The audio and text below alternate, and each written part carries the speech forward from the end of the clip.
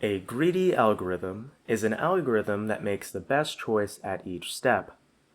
In other words, it cares not about the future or big picture, only the immediate benefit for fast computations. So the first problem we're going to be looking at is scheduling. So a schedule has sort of a list of jobs. So this is our schedule right here, and our schedule has lists of jobs. So job A, job B, C, D, E, and so on. And each job has an SI start time and an FI finish time. So A has a start time of 0 and a finish time of 6. If A were to index sort of SA, the SA would be 0. So this time has a start time of 0. So this job has a start time of sort of 0. And we want to sort of find jobs to pair them together to sort of see two jobs are compatible if they do not overlap. So A is not compatible with B because B sort of overlaps A in this sort of area. C also sort of overlaps A as well. So jobs compatible to A could be let's look down. Let's look after the deadline of A. So we can get G here. G is compatible and H is compatible. But the rest of these that are sort of overlapping with A are not compatible with A. So let's sort of step into sort of our first problem. So the next problem we're going to be talking about is the interval scheduling problem. The interval scheduling problem. And in the interval scheduling problem, say you were working some sort of summer, and you wanted to find the most jobs that you could ever work during the summer and achieve the most amount of money. Say all the jobs sort of generally paid the same, and you wanted to sort of find an algorithm, which would pick the most jobs that you could possibly have sort of in that sort of time span, sort of in this sort of summer time span. This is sort of the interval scheduling problem. We want to find the most sort of intervals that are compatible that we can use. So in solving this, one might sort of think of some possible solutions. One could sort of sort these and sort of maybe say the earliest start time. You can call this sort of just like EST, the earliest start time.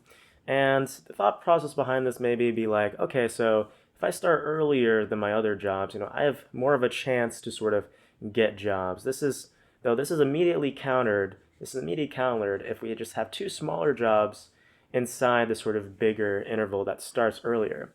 As when we sort of pick this first interval that starts earlier, we are going to exclude these inner two sort of options, while the optimal solution would have been picking the innermost sort of solutions. So if we sort, the idea is that we sort of sort by the earliest start time again, but that is going to lead us to the unoptimal solution, while the optimal solution is picking maybe some elements or intervals that start later.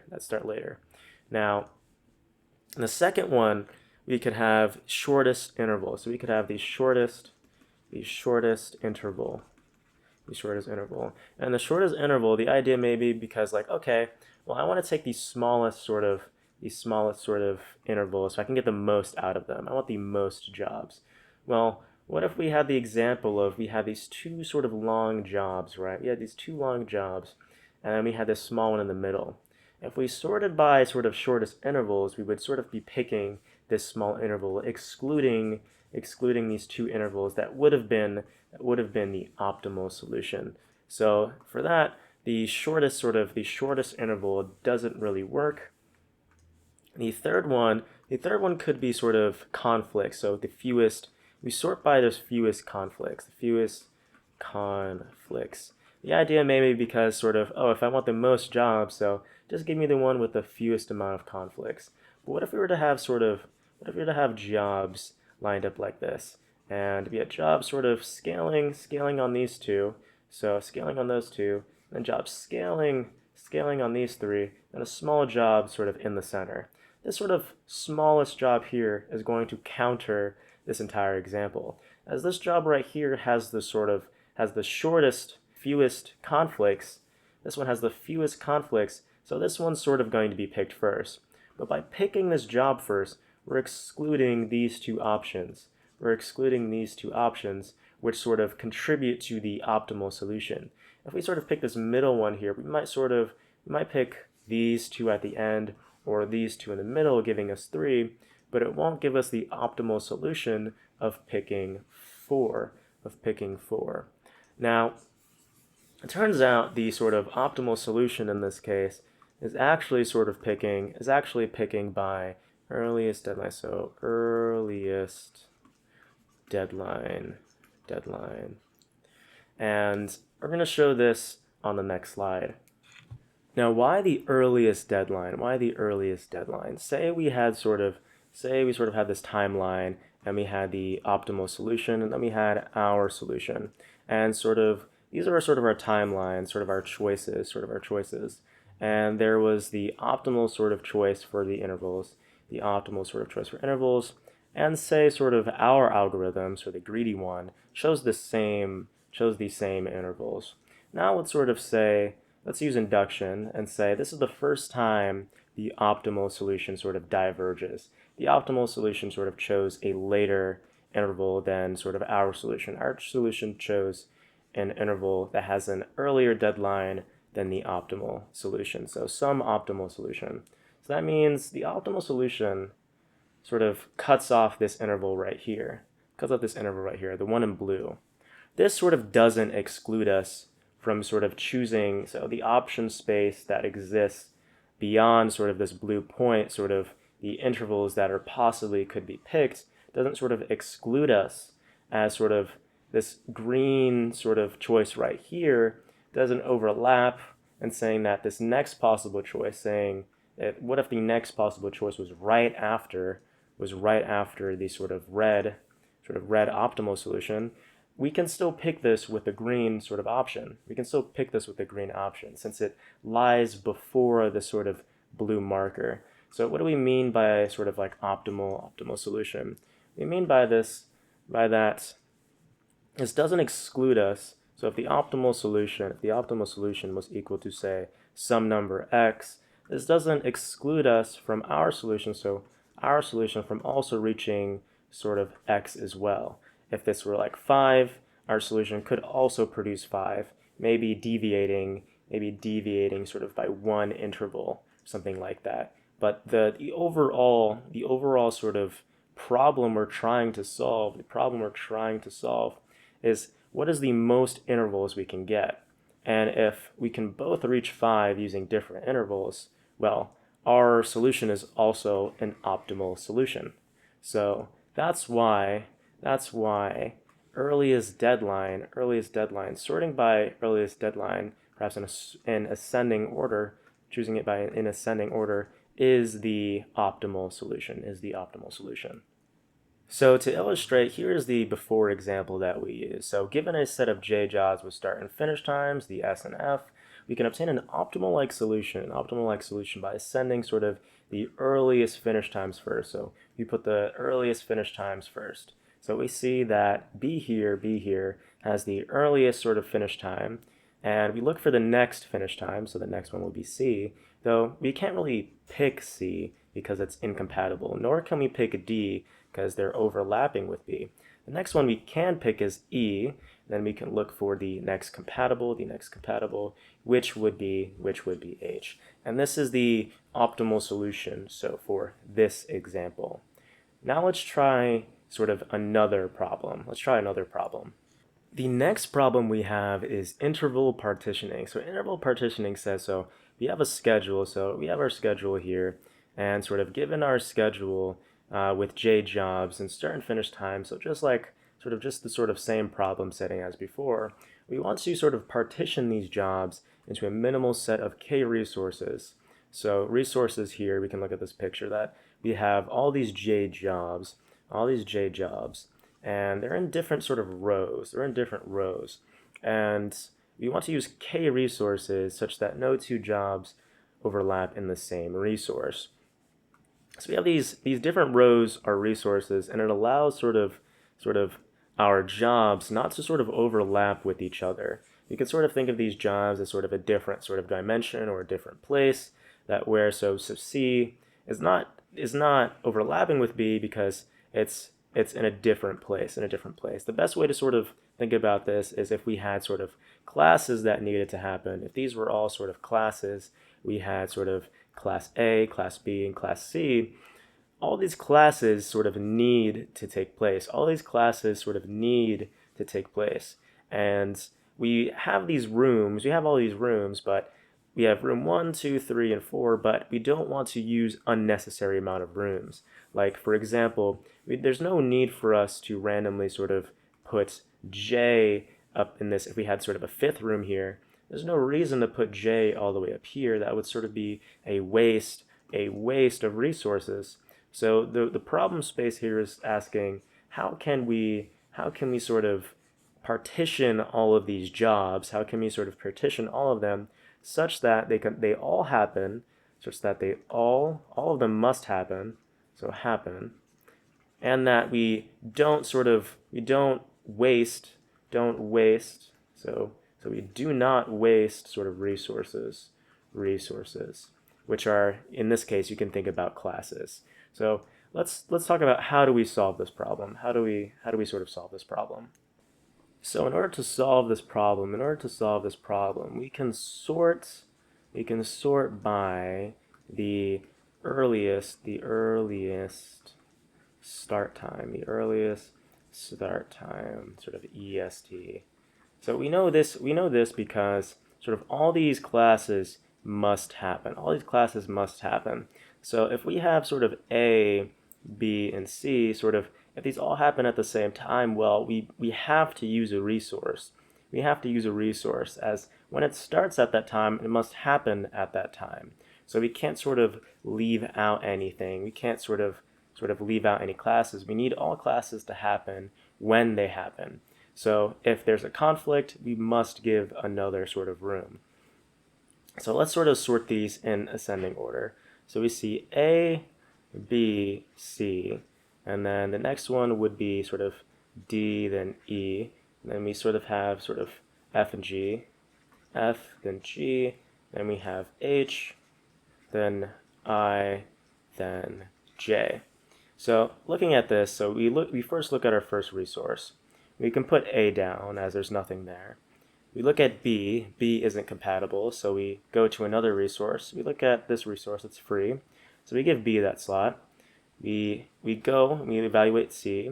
We see that C isn't compatible with 1. C isn't compatible with 2. So we'll give it the third space. We'll give it the third space up here. Now we go to D. We look at A. This first slot. We say, okay, D is compatible with the last entry in this one resource. So we can put D here. And now we look for E. So E is not compatible with sort of this last entry. So we're going to move to the next one. We're going to look at 2 again. We're going to look at 2. And 2, it's not compatible with 2. We look for 3. So it's compatible with 3. So we can put sort of E here. We can put E here. And then so let's just cross this out. Let's cross this out for now. And then so we're done with E. We can go to F and we look for F. So we evaluate F. F can sort of fit in 1. It happens to be right here. So it's compatible with these last 2. So we're done with that. We can do sort of G. You see G. G isn't compatible with 1. G is compatible with 2. G is compatible with 2, so we put this right here.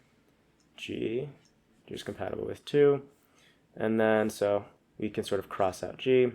We look at H, we look at the first slot. Again, we've been drawing all over this.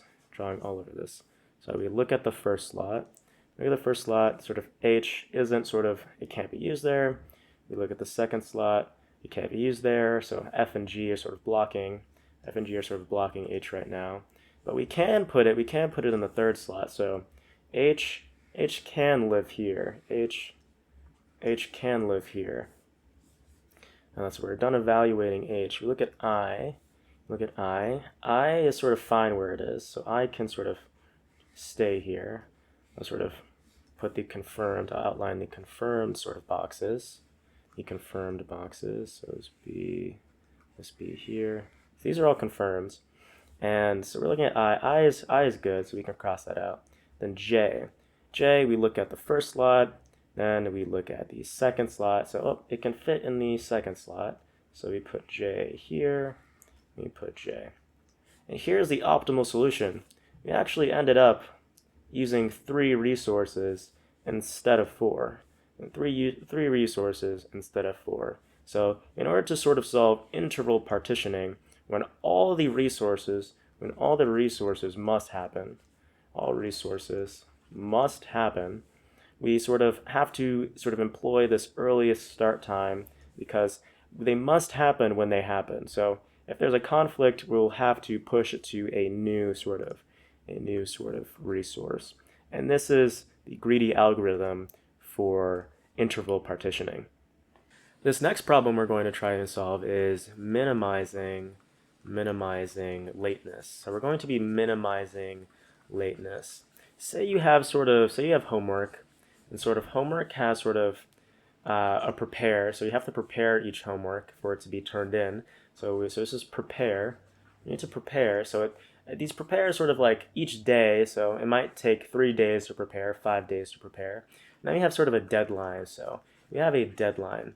So in the grand scheme of things, if we have some sort of large sort of timeline going on, if we had some sort of large timeline, and we have sort of a bunch of assignments sort of laid out in front of us, So 1, 2, 3, and 4. Each one of them sort of has a prepare time and then a sort of deadline. And so say our first assignment sort of takes 3 days to prepare, and the deadline is day 30. So 1, 2, 3. So our first assignment is going to sort of look like this. That's our first assignment. Let's sort of improve this by a little bit. Let's say the deadline is actually 4. The deadline is actually 4. And this next assignment sort of takes 2 days, and the deadline was day 2. So when we do this sort of second assignment here, so it's going to take 2 days. It's going to take 2 days. So let me draw the rest of the numbers. 4, 5. You're going to see that we're actually sort of late. We're late sort of by 1, 2, 3. We're late by 3 days. L for lateness is equal to 3. So we are late by 3 days. Let me change the color. We are late by 3 days. And the sort of problem statement here is, can we find an ordering of these sort of assignments such that we can minimize the lateness, sort of the sum of all the sort of latenesses that we sort of incur as we sort of order them. Is there a possible ordering in which that we can minimize this sort of sum to get as small as possible through the ordering? So what if 2 went before 1, or what if 3, and so on? What if these were ordered in different ways? What's the smallest overall lateness we can sort of achieve? So first, let's talk about what we shouldn't do. So we shouldn't sort by prepare time. So we shouldn't sort by prepare time. Why is that? Let's sort of draw a table here. And we said we had 1, 2, so 2 items, and we had a prepare time and then a deadline. And then the prepare time for 1 was just 1, and the deadline was 100. And the sort of prepare time for 2 was 10, and the deadline is 10. So if we just sort of have a sort of timeline here, and we're just sort of put 0, 1, 2, 3, 4, 5, 6, 7, 8, 9, 10, 11. Let's say 100 is sort of all the way down here. So that's 1, 3, 6, 9, 10, and 11. So what if by this logic, our logic up here, we should do this sort of 1 first because it has the smallest sort of prepare time. But if we do this, so if we do sort of this first assignment over here, 1, remember that its deadline is really all the way over here. It's like very far. And now we try to do this sort of second assignment. We do this second assignment, and we see that, we get late. We're late sort of by 1 day. We're late by sort of 1 day here. So this was 2. So the overall sort of timeline of this was 10. If we had just ordered this sort of 2, if we had ordered 2 before this 1, so if this 2 here went before this 1, so 2, this would be okay. And sort of 1 would also be okay because its deadline is so far in the future. So this is why sort of sorting by sort of this prepare time is not really a great idea. Now the other one is to say, what if we were to sort by slack time? So 2, what if we were to sort by slack time? Now what does that mean? Slack time means sort of D minus P. So the prepare time, the difference between the deadline and the prepare time. Now, what is a counterexample for this? So our counterexample for this would be sort of, so we have P and D here, would be sort of 1 and 2, and then 4 and 4. So what would be the slack times for these? So the slack time over here on the right would be sort of 1 and then 0. So we'd first sort of pick this sort of 2 entry first. We'd sort of pick this 2 entry first. So let's draw sort of a timeline. We're not going to need too much. So at most we're going to need, so 0, we need 1, 2, 3, 4, 5, 6, 7, 8. Let's just use 8. So this is going to be enough for us to sort of prove what's going on here. And so first, we're going to first use this 2. So if we first put down 2, so 2 is going to sort of take up these first 4 slots here. So this is 2. And then we're now going to put down 1. Now 1 is going to take sort of 1 day to prepare. So 1, here's 1, but it's late. We're gonna see that it's late. So it's going to be late sort of by, let's see. So 1, 2, 3. So we have a lateness. We have a lateness of 3 here. We have a lateness of 3. What happens if we were to sort of switch this ordering? What if we don't follow this sort of slack mentality here? If we first do sort of 1 first, if we do sort of, so it takes 1 day to complete, so 1. So it takes 1 day to complete 1. And then we do 2 here. 2 still sort of ends up being late. So 1, 2, 3, 4. So we're still late. We missed the deadline. We did miss the deadline, so. But the missed deadline is only, we only have a lateness of 1. We only have a lateness of 1, but that's sort of better. This lateness of 1 is way better than this sort of 3 that we have going on here. So this sort of shows that slack time isn't really a great option either. In order to solve this, actually, we need to sort by the deadline. We need to sort by the deadline. And say we have this timeline down here, and we have some abstract, arbitrary time intervals. We have arbitrary time intervals here. Let me draw this out. Arbitrary time intervals. And we have our optimal solution at the bottom, and we have our solution at the top. So this is the greedy solution. And the optimal solution by induction, we're just going to say sort of that we've been matching the optimal solution up thus far.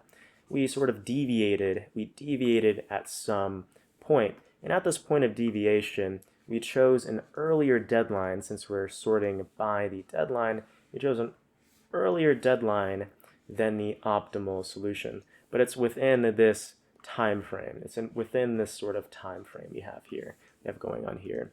We see that no matter if we swap these out with each other, it doesn't really change the sort of interval that we're working within. The overall lateness is going to be the same. This is called an inversion. This is called an inversion. inversion. To put it in other words, say we were cleaning our room. Say we're cleaning our room and we have to meet sort of this deadline here, this deadline. And we can either clean our bed, which takes some time, so X time, or we can clean our desk. And it takes some time too. Whether we decide to clean our desk first before we clean our bed, doesn't change anything if we decide to clean our bed first. As cleaning our bed and desk take the same amount of time, swapping them or doing one first over the other isn't going to sort of change anything. These are going to be equal. This is the same idea that we have here, that this sort of takes the same time interval. This is taking the same time interval, so the overall lateness that we incur is sort of going to be the same, Let's try this example. We have this table right here with times to prepare and our deadlines. It's already sorted in ascending order for deadlines, so let's go ahead and draw this out. So we see this first one has a deadline of 3, not a deadline of 4, but takes 3 sort of days to complete. Then we have 2 over here, which takes 2. So let me write these out. So you have 1, 2, and 3 takes 1 day. 3 takes 1 day. Then 4 takes 1, 2, 3, 4. So this is 4. And then 5 takes 1, 2. So we see if we look at sort of this, column, we see that for column 1, 4, so no lateness. We have no lateness because the deadline was 4. Look at this column. I drew a horrible line. So lateness is 0. Here, the lateness was 7. The deadline was 7, so the lateness will be 0. 3 had a deadline of 8. 8's over here. 3 is safe. Lateness of 0. 4 had a deadline of 8 though. 8's over here, so we missed it. By 2. So we have a lateness of 2. And 5 has 10. 10's over here. So again, we have a lateness of 2. So the overall lateness of this entire thing is 4. And that's how you solve the minimum lateness problem. Finally, I'd like to talk about the big O here, the big O. To solve any of these problems, we first started out by sorting some array into a best fit kind of way. So we had some elements, and with these elements that we sorted, we linearly pass through these. And you could say that's n, that we go through some n sort of array of n elements, but the overhead here, is actually going to be coming from this sorting algorithm we perform at the beginning. This is going to bring up the runtime. This makes our overall runtime the best sorting algorithm that we can achieve for an arbitrary set here would be n log n. So this is the overall running time of all the algorithms we went through.